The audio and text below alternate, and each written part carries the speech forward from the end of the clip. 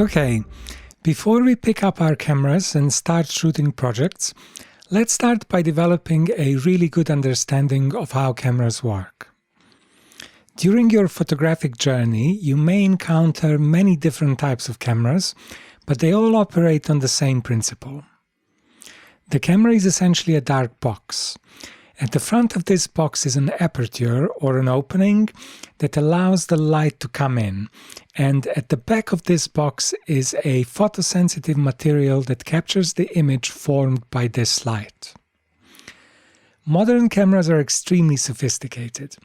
They come with loads of buttons and automated functions that can be very difficult to make sense of. Therefore, to make things easier to understand, it would be a good idea to start by looking at a simple analog camera first. Once we grasp the basic concepts, even the more advanced cameras will be easy to comprehend. The camera is comprised of a camera body and a lens. At the back of the body is a dark chamber that keeps the film in darkness. The film has to be kept in darkness because it is sensitive to light.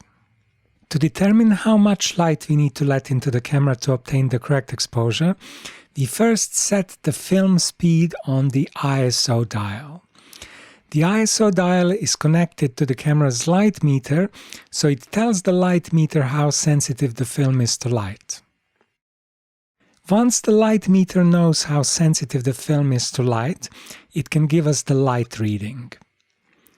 The light reading is a combination of aperture and shutter speed we need to use to properly expose the film. The iris diaphragm and shutter are two separate mechanisms that allow us to precisely control the light entering the camera. The aperture refers to the size of the opening of the diaphragm, which is built into the lens barrel.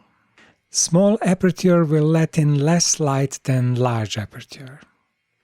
The shutter speed dial controls the amount of light getting into the camera by varying the amount of time the shutter remains open for. The faster the shutter speed, the less light gets into the camera. The slower the shutter speed, the more light gets into the camera. We could say that these three controls, the aperture, shutter speed and ISO, are the most important controls on the camera, as they form what is known as the exposure triangle. In the next few videos we will examine each one of these in more detail.